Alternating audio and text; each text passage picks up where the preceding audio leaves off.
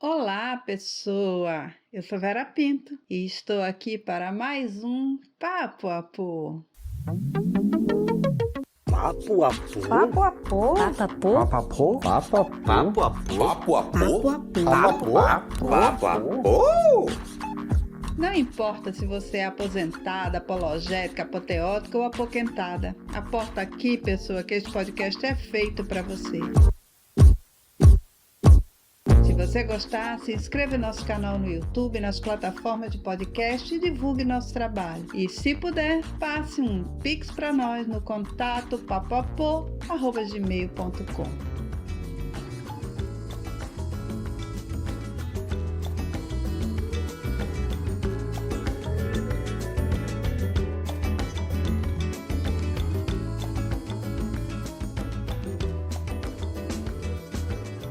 Eu confesso a vocês que o episódio de hoje já estava feito por mim para ser divulgado anteriormente. Naquele que eu fiz o Caminho de Santiago. Se você não ouviu, vai ouvir que tá bem bacana. Porque eu tive um pouco de receio. Eu já tinha escrito o episódio quando começou a guerra entre a Rússia e a Ucrânia. E eu tive um receio de colocar esse podcast e parecer que eu estava defendendo os russos, embora eu ache uma tacanhice medonha que as pessoas russas, que a literatura russa, que a arte russa seja renegada por conta de uma guerra, que é uma decisão de um governo. De toda forma, naquele momento eu tive um pouco de receio. Mas o Fernando Palhano fez um episódio passado falando sobre a leitura dos clássicos, a jornada do herói, que era tudo que eu queria contar. Então, a viagem hoje é com o livro Crime e Castigo, do Dostoiévski, que é um livro que eu trouxe nas mãos na minha viagem, saindo do Brasil, vindo morar em Portugal. Não cabia mais na minha mala, mas eu trouxe na mão.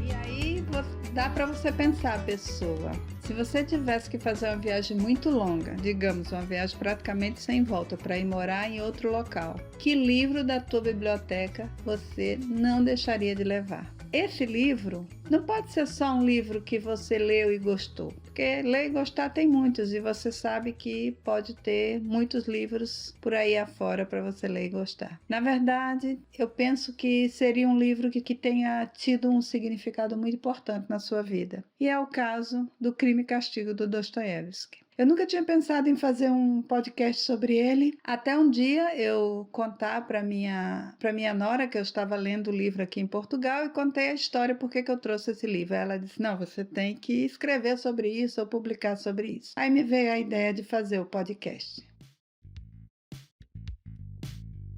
Então eu vou começar contando como o Crime e Castigo surgiu na minha vida. Eu era uma adolescente pobre, de um bairro pobre, de uma cidade chamada Nova Iguaçu, no Rio de Janeiro. E era um bairro de trabalhadores. Na minha casa não existia livro. Na verdade, existia um livro que é uma história muito engraçada, por sinal, que ficava numa gaveta coberto e meu pai dizia, e minha mãe, que eu não lesse, que era o livro de São Cipriano, de magia negra, que eu não podia ler. E, na verdade, isso me fazia ter muita curiosidade. Um dia eles saíram de casa e eu e minha amiga resolvemos abrir o livro, e era um livro de educação sexual. E foi com esse livro que a gente pôde ver pela primeira vez como era um órgão sexual masculino, feminino, como as pessoas engravidavam. Foi muito interessante isso, mas para vocês terem uma ideia, que era o único livro que existia na minha casa e que eu era proibida de ler. Mas a gente já estava no ano de 1973, eu tinha 13 anos de idade, e existia uma pessoa, embora fosse um bairro pobre, um bairro popular, existia uma fonte de luz nesse bairro, que era um jovem chamado Deca,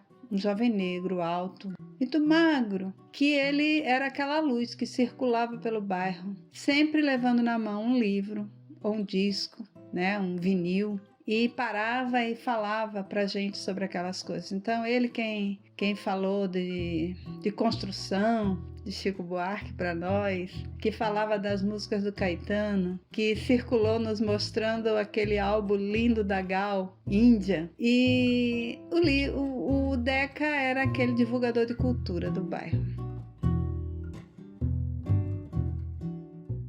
Eu tinha uma amiga muito querida, a Lil, que ainda é muito querida, que a casa dela e a minha eram separadas por um muro, que era nosso ponto de encontro. Quando a gente não estava na casa uma da outra, a gente estava no muro conversando. E uma certa noite, a gente estava conversando nesse muro. Eu lembro que existia uma lua, se não era cheia, era quase cheia. E a gente estava conversando. E ela falou para mim... O Deca emprestou um livro para minha irmã, que ela tinha irmãs mais velhas, né, do que nós éramos na época. E ela me contou, é muito aterrorizante. Aí começou a contar que era um livro de um rapaz que queria roubar umas joias de uma mulher velha e que tinha matado ela a machadada. E ela começou a contar aquela história e eu me lembro como se fosse hoje. Eu adentrei tanto naquilo que ela começou a me contar, que ela contava com detalhes, essa coisa que eu não estava esperando ouvir naquele momento. E eu lembro que a lua começou a tremer. E meus olhos, debaixo dos meus olhos, assim, repuxava, como se os nervos, né, tivessem sendo repuxados para parte de fora da minha face. E eu comecei a suar, eu comecei a ficar fria, a suar, ao ponto que eu não podia mais ficar em pé, minhas pernas tremiam, né? E disse, eu tô passando mal, eu tive que me sentar, abaixar a cabeça e ficar ali um pedaço para poder me acalmar. E foi assim que eu descobri Crime e Castigo.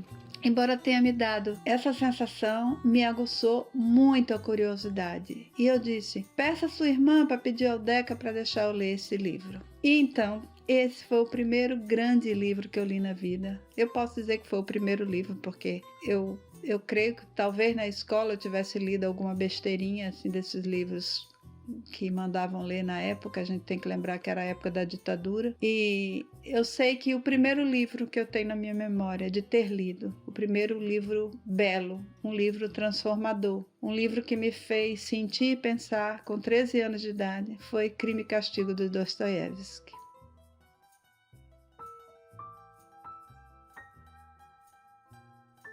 Eu nunca vou saber dizer o que eu entendi daquele livro naquele momento. Aí é que eu digo que o Papapô de Fernando tocou justamente num ponto que eu queria dizer, que é a jornada do herói. O arco, né? Quando ele diz que na jornada do herói a pessoa sai daquela jornada melhor do que entrou. E isso eu percebi, por isso que esse livro me tocou tanto.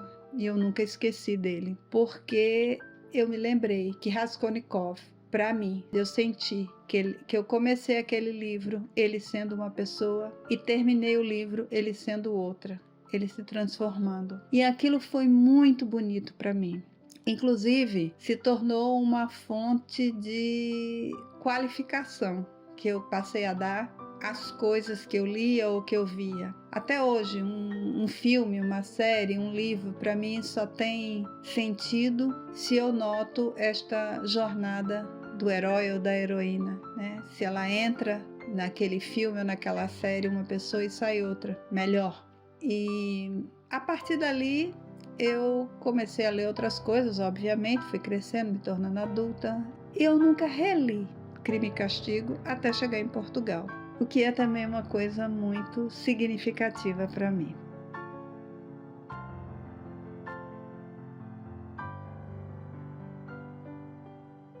Obviamente, essa mesma história eu contei para algumas pessoas queridas e tal. E Elry, que faz parte aqui do nosso podcast, né? E a gente conversa muito sobre literatura, inclusive a gente fez vários episódios no Papapô chamado Loucos por Literatura. Se vocês tiverem curiosidade, vale a pena ouvir ou ouvir de novo, vale a pena ouvir de novo. Então, um dia eu conversando, eu contei essa história. E aí ele disse que ia me dar Crime e Castigo de presente. Porque eu disse, engraçado, eu tenho muita curiosidade de reler esse livro. Porque eu li esse livro aos 13 anos de idade. Obviamente, depois na vida eu tive vontade de reler. Mas acabava fazendo outras coisas, lendo outras coisas e foi passando adiante. E eu fiquei com aquela curiosidade. Porque eu queria saber se aquilo que eu tinha sentido, eu ia sentir novamente. E a única coisa que eu me lembrava desse livro era que ele passou por essa jornada, saiu uma pessoa melhor, que existia uma personagem chamada Sofia, que ele se chamava Raskolnikov,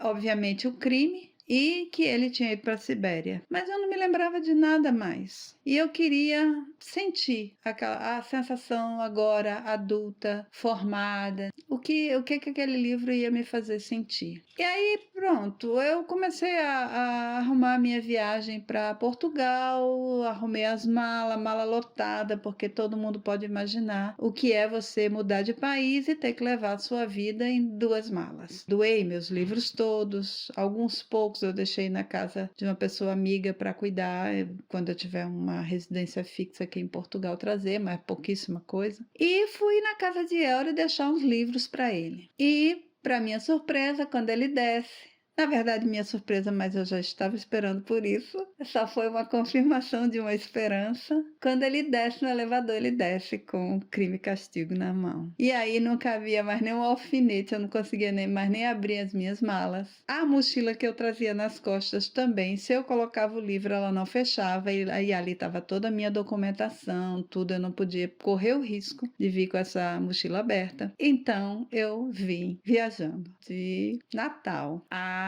Braga, em Portugal. Eu trouxe o livro nas mãos, literalmente, né?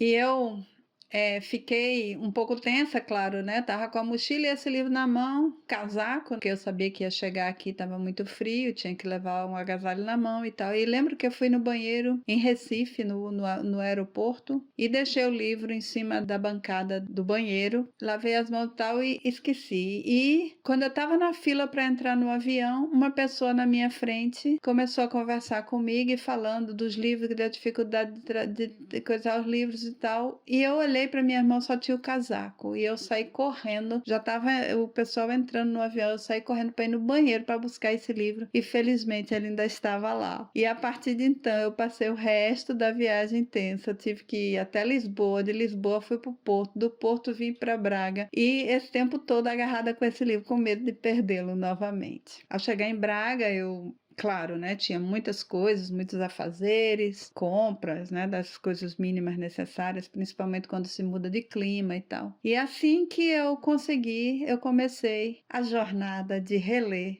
Crime e Castigo. E aí, os livros russos têm uma característica que as pessoas têm vários nomezinhos nos livros. E eu comecei a ler o livro e havia uma personagem chamada Sônia. E eu disse, puxa vida, mas na minha cabeça era Sofia.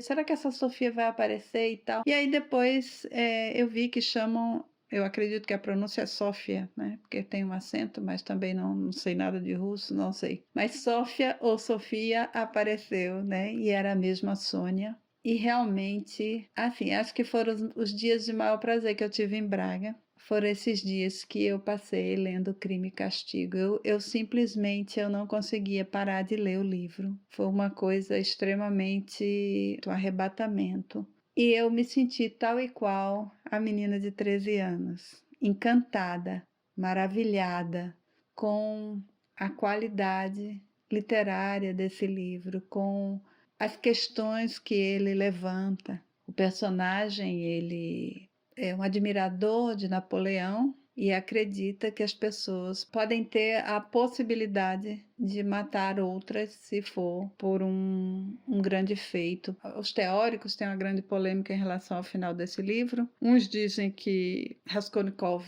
nunca se arrependeu do assassinato, outros dizem que sim. Na minha compreensão, sim. O final do livro me traz essa certeza. O Dostoiévski, ele realmente foi para a Sibéria, ele foi preso, né? Também na Sibéria, e muitas coisas que ele coloca no livro têm relação com com as vivências que teve. Inclusive tem uma passagem muito parece cinematográfica na vida de Dostoiévski, né? Que ele estava acusado de traição à pátria e ele, no momento de ser morto, veio um aviso de salvação, assim, tipo essas cenas de filme, né, de última hora. Então são eventos bem traumáticos na vida de Dostoiévski que levaram ele a relatar de forma tão intensa e tão verdadeira o pensamento e o sentimento de Raskolnikov. Também eu devo dizer que este livro, à época, foi a primeira vez que eu tive contato com ideias socialistas, a primeira vez que eu tive contato com a literatura que tratasse de questões sociais, de uma forma séria, de uma forma filosófica, de uma forma profunda. E eu sou muito agradecida a Deca por ter existido no meu bairro. Ele era um ser de luz ali e aguçou o meu gosto musical, e com o empréstimo deste livro me fez ser uma admiradora da literatura. A partir de então eu entrei no círculo do livro, eu pude comprar livros como os contos de Dostoiévski e outros mais. Então Deca, eu não sei por onde Deca andará, né? Mas certamente ela é uma pessoa inesquecível para mim, porque ele foi o formador cultural. Então, uma geração que estava sendo oprimida pela violência da ditadura, e ele nos trouxe luz. Não tem outra palavra, estou repetindo, mas não tem outra palavra. Deca era a luz do nosso bairro. Então, eu viajei com esse exemplar volumoso. Eu saí de Natal às 14 horas e cheguei às 15 horas do dia seguinte em Braga. E esse livro veio agarrado à minha mão. Esse livro me fez lembrar a mocinha que eu fui, a mulher que eu sou. A beleza dessa personagem feminina é contagiante. E eu creio que ela foi a minha heroína. Eu sempre quis ser a Sônia, uma pessoa com uma imensa bondade no coração. Esse, com certeza, foi o livro mais significativo da minha vida.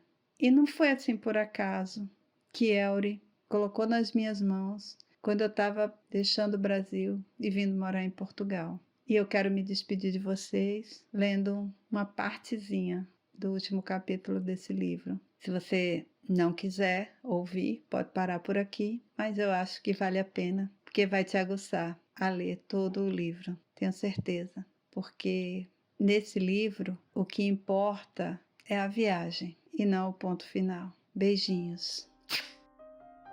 Havia mais uma questão não resolvida para ele. Por que todos eles gostavam tanto de Sônia? Ela não procurava cair-lhes nas graças. Eles a viam raramente, às vezes apenas no trabalho, quando ela aparecia por um minuto para ver Raskolnikov. No entanto, já todos a conheciam. Sabiam também que ela o acompanhara. Sabiam como vivia, onde morava.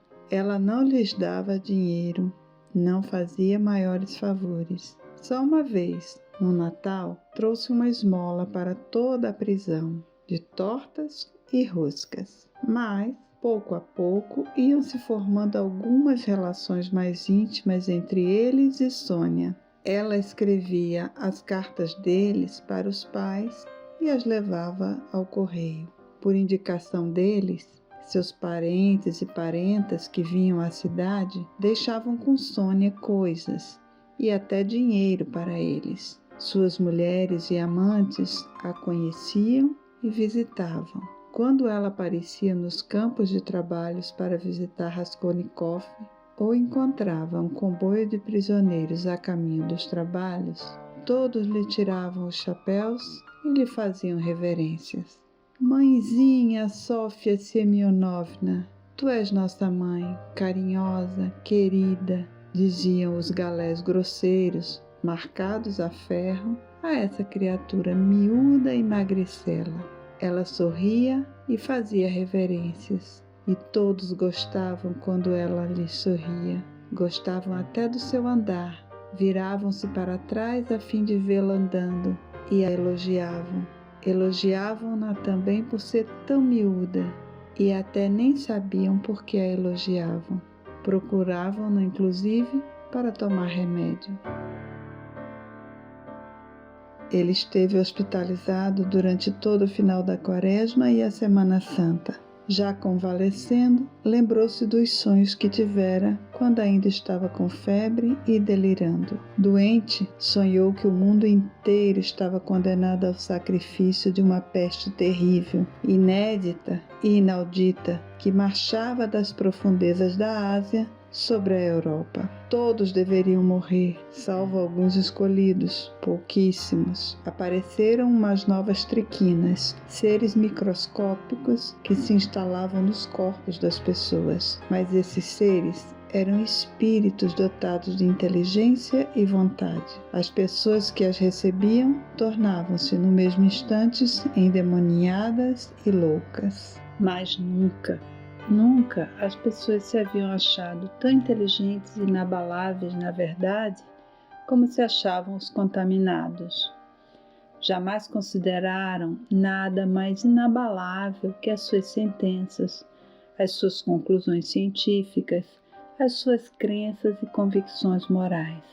Povoados inteiros, cidades inteiras e povos eram contagiados e enlouqueciam. Todos estavam alarmados e não se entendiam. Cada um pensava que nele e só nele se resumia a verdade e atormentava-se ao olhar para os outros. Batia no peito, chorava e torcia as mãos. Não sabiam quem e como julgar. Não conseguiam combinar o que chamar de mal, o que de bem. Não sabiam a quem acusar, a quem absolver. As pessoas se matavam umas às outras, tomadas de alguma raiva absurda. Preparavam-se com exércitos inteiros para marchar umas contra as outras, mas os exércitos, já em marcha, começavam subitamente a se desintegrar. Perdiam fileiras. Os guerreiros se atiravam um contra os outros. Furavam-se e cortavam-se, mordiam-se e comiam uns aos outros. Nas cidades, o alarme soava o dia inteiro. Convocavam todos, mas quem e para que convocavam, ninguém sabia, e todos andavam alarmados. Abandonavam os ofícios mais habituais, porque qualquer um sugeria as suas ideias, as suas correções, e não conseguiam chegar a um acordo. A agricultura parou. Aqui e ali, as pessoas fugiam aos montes, combinavam atuar juntas em alguma coisa, faziam juramento de não se separarem, mas, no mesmo instante, começavam algo bem diferente do que acabavam de combinar. Passavam a acusar-se mutuamente, brigavam e matavam-se com arma branca. Começaram os incêndios, começou a fome. Tudo e todos morriam. A peste crescia e avançava cada vez mais. Em todo o mundo, apenas alguns indivíduos conseguiam salvar-se. Eram os puros e escolhidos, destinados a iniciar uma nova espécie de gente e uma nova vida, a renovar e purificar a terra. Mas ninguém via essas pessoas em parte alguma. Ninguém ouvia as suas palavras e as suas vozes. A Raskolnikov atormentava o fato de que o delírio disparatado se refletia de forma tão triste e torturante em suas lembranças, de que perdurava tanto a impressão daqueles devaneios febris. Já transcorria a segunda semana após a Semana Santa. Fazia uns dias de primavera mornos, claros. Na enfermaria dos prisioneiros abriram as janelas, gradeadas, debaixo das quais vigiavam guarda. Durante toda a doença dele, Sônia só pôde visitá-lo 2 vezes na enfermaria. Sempre precisava de permissão e isso era difícil conseguir. Mas ela vinha com frequência ao pátio do hospital, que ficava debaixo das janelas, sobretudo às tardinhas, e às vezes apenas para ficar 1 minuto no pátio e olhar, ainda que fosse de longe, para as janelas da enfermaria. Certa vez, à tardinha, já recuperado, Raskolnikov adormeceu. Ao acordar, foi inadvertidamente à janela e avistou Sônia, ao longe, no portão do hospital. Ela estava em pé e parecia esperar algo. Nesse instante, alguma coisa cortou o coração de Raskolnikov. Ele estremeceu e, depressa, afastou-se da janela. No dia seguinte, Sônia não apareceu. No outro também. Ele notou que a estava aguardando com intranquilidade. Por fim, lhe deram alta. Ao retornar à prisão, soube por um prisioneiro que Sofia Semyonovna havia adoecido. Estava acamada em casa e não saía para lugar nenhum. Ele estava muito preocupado. Mandou saber notícias dela. Logo soube que a doença não era grave. Ao se inteirar, por sua vez, que ele sentia tanta saudade e se preocupava com ela, Sônia lhe enviou um bilhete, escrito a lápis, fazendo saber a ele que ela se encontrava bem melhor, que estava com um resfriado bobo, leve, e em breve, muito em breve, viria encontrar-se com ele no trabalho. Quando ele leu esse bilhete, seu coração bateu forte e doridamente. O dia estava novamente claro e morno. De manhã cedo, por volta das 6 horas, ele se encaminhou para o trabalho, na margem do rio, onde fora construído em um galpão um forno para calcinação de alabastro e onde estava sendo triturado. Apenas 3 operários foram enviados para lá. Um dos prisioneiros pegou a escolta e foi com ela à fortaleza buscar algum instrumento. Outro passou a preparar a lenha para colocá-la no forno. Raskolnikov saiu do galpão para a margem, sentou-se em uns troncos arrumados ao lado do galpão e ficou a olhar o rio, largo e deserto. Da alta margem descortinavam-se as vastas redondezas. Da outra margem distante chegava o som de uma canção que mal se ouvia. Lá, na estepe sem fim, banhada de sol, negrejavam tendas de nômades como pontinhos que mal se distinguiam. Ali havia liberdade e vivia outra gente, em nada parecida à de cá. Lá era como se o próprio tempo houvesse parado, como se ainda não tivesse passado o século de Abraão e o seu rebanho. Raskolnikov estava sentado e olhando imóvel, sem desviar a vista. Seu pensamento passou aos devaneios, à contemplação. Ele não pensava em nada, mas alguma melancolia o inquietava e atormentava. Eis que ao seu lado apareceu Sônia. Chegou-se de um jeito que mal se ouvia e sentou-se lá, ao lado dele. Ainda era muito cedo, o friozinho da manhã ainda não atenuara. Usava um velho casaco sobre o chale verde. Seu rosto ainda trazia as marcas da doença, emagrecido, empalidecido, macilento. Ela lhe deu um sorriso amável e alegre, mas, por hábito, estendeu-lhe timidamente a mão. Ela sempre lhe estendia a mão com timidez. Às vezes, nem lhe estendia, como se temesse que ele a rejeitasse. Ele sempre lhe segurava a mão com um quê de aversão. Sempre recebia como quem estava agastado e às vezes calava obstinadamente durante toda a visita dela. Acontecia de ela tremer diante dele e ir embora em profunda aflição. Mas agora as suas mãos não se separavam. Ele a olhou de passagem e rápido. Não disse nada e baixou a vista para o chão. Estavam a sós. Ninguém os via. A essa altura, a escolta havia voltado. Como isso aconteceu, nem ele mesmo sabia, mas de repente, alguma coisa pareceu impeli-lo e lançá-lo aos pés dela. Ele chorava e lhe abraçava os joelhos.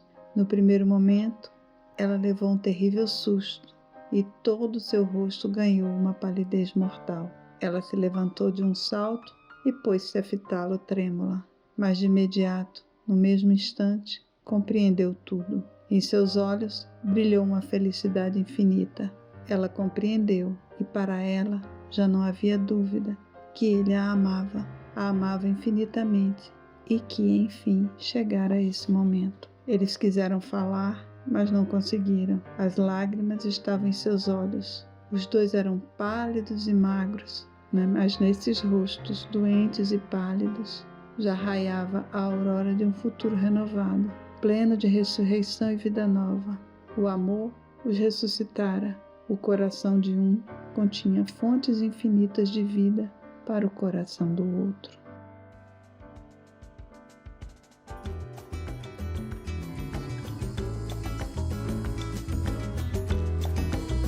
O Papapô é um projeto sem fins lucrativos, nascido durante a pandemia para levar veganismo, arte e ciência até você. Nossa equipe é formada por Priscila Simas, assistente de produção e responsável pelo nosso Instagram e YouTube. A Hannah Neri é nossa editora freelancer. O Júlio Lima é nosso assessor em assuntos musicais. A Fátima Araújo, Fernando Palhano, Elri Costa e eu, Vera Pinto, fazemos o roteiro e a apresentação.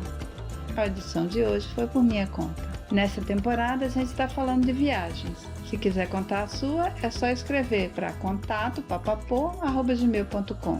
Se você quiser nos apoiar, se inscreva no nosso canal no YouTube, nas plataformas de podcast e, se puder, passe um Pix para nós, no valor que você desejar. 40% da sua colaboração são destinados ao cuidado com animais abandonados. As músicas e os efeitos sonoros deste episódio foram retirados da biblioteca de áudio do YouTube e do site freesound.org. A leitura de parte do último capítulo do livro Crime e Castigo, de Dostoiévski, foi retirada da edição da editora 34 de 2001, de tradução de Paulo Bezerra. O Papapô é gravado em casa para manter o distanciamento social e preservar a vida.